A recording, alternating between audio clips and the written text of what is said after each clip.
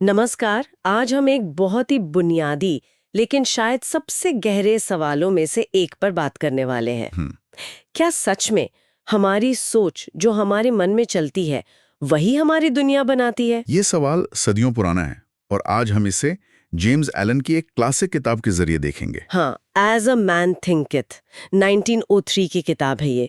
छोटी सी है पर कहते हैं बहुत असरदार है। बिल्कुल, इसे हम समझ सकते हैं जैसे जैसा मन सोचे वैसा जीवन बने। तो आज कोशिश करते हैं इसके जो मुख्य विचार हैं उनकी तह तक जाने की। चले? जरूर। किताब का जो मूल मंत्र है वो एक लाइन में है, मनुष्य अपने विचारों का ही नतीजा है। मतलब जो हम सोचते हैं वही बन जाते हैं। हाँ बिल्कुल, सुनने में ये बहुत सीधा लगता है पर इसके मायने बहुत गहरे हैं। बहुत ज्यादा। और एक चीज जो मुझे दिलचस्प लगी वो ये कि एलन सिर्फ अच्छा सोचो अच्छा होगा वाली मतलब पॉजिटिव थिंकिंग की बात नहीं कर रहे। सही कहा, वो ये कह रहे हैं कि हर तरह का विचार, अच्छा हो या बुरा, उसका अपना फल होता है, वो अपना असर दिखाता ही है। अच्छा। जैसे उन्होंने लिखा है, good thoughts bear good fruit, bad thoughts bear bad fruit. अच्छे विचार अच्छा फल, बुरे विचार बुरा फल, सीधा हिसाब। ठीक है, तो सबसे पहले एलन विचारों को किससे जोड़ते हैं? शायद हमारे स्वभाव से। हाँ, सबसे पहला कनेक्शन वो बनाते हैं चरित्र से, कैरेक्टर से। चरित्र यानी हमारा व्यक्तित्व कैसा है। बिल्कुल, वो मानते हैं कि हमारे विचार ही हमारे स्वभाव की, हमारे चरित्र की नींव हैं। अगर कोई लगातार मतलब रोजमर्रा में ईमानदारी, दया, प्रेम ऐसे विचार रखता है मन में, तो धीरे धीरे उसका चरित्र वैसा ही बनता जाता है, नेक बनता है, मजबूत बनता है। और इसका उल्टा भी सच है। अगर मन में मान लीजिए जलन है, शक है या लालच वाले ख्याल ज्यादा आते हैं, तो वो भी धीरे धीरे ही सही हमारे चरित्र का हिस्सा बन जाते हैं, उसे कमजोर बनाते हैं या कह सकते हैं कि गलत दिशा में ले जाते हैं। समझ गए।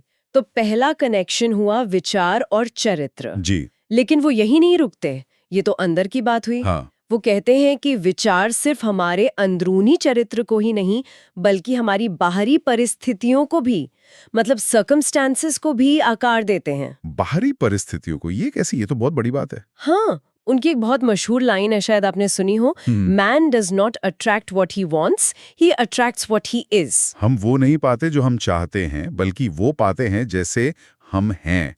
इसका मतलब क्या हुआ? इसका मतलब है कि हमारी जो बाहरी दुनिया है, जो हालात है हमारे आसपास, वो असल में हमारे अंदरूनी विश्वासों का, हमारे अंदरूनी सोच का आईना है। अच्छा।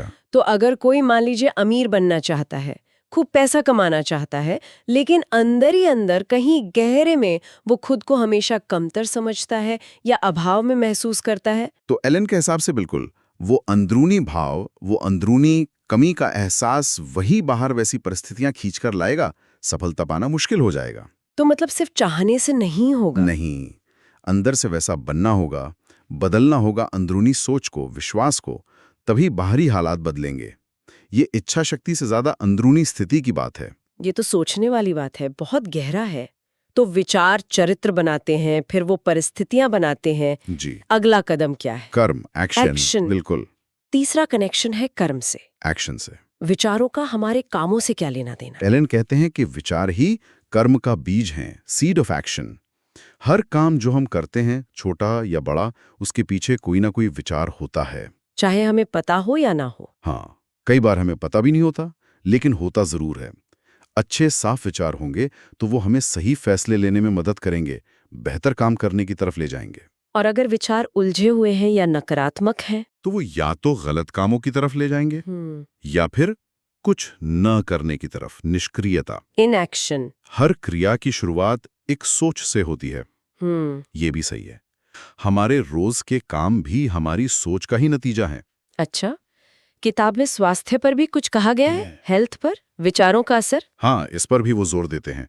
उनका मानना था कि जो नकारात्मक सोच है, जैसे चिंता, डर, गुस्सा, ये सिर्फ मन की शांति नहीं छीनती। अच्छा। इनका सीधा असर शरीर पर भी पड़ता है।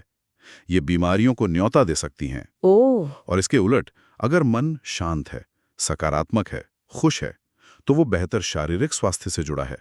आपकी इम्यूनिटी भी बेहतर होती है। उन्होंने एक बहुत खूबसूरत बात कही है, calmness of mind is one of the beautiful jewels of wisdom. मन की शांति बुद्धिमत्ता के सबसे खूबसूरत गहनों में से एक है। वाह। जी, ये शांति सिर्फ मानसिक सुकून नहीं है, ये शारीरिक तंदुरुस्ती भी लाती है। ये तो बहुत जरूरी बात है आज के समय में। अच्छा, और आखिर में किताब में उद्देश्य, पर्पस और उपलब्धि, अचीवमेंट की भी बात है। हाँ, अंतिम महत्वपूर्ण बिंदु यही है, उद्देश्य और उपलब्धि। इसका विचारों से क्या कनेक्शन है? एलन मानते हैं कि बिना किसी स्पष्ट लक्ष्य या उद्देश्य के जीवन कैसा है, जैसे एक नाव हो बिना पतवार के, कहीं भी बह सकती है हवा के साथ। सही बात है, दिशाहीन। बिल्कुल।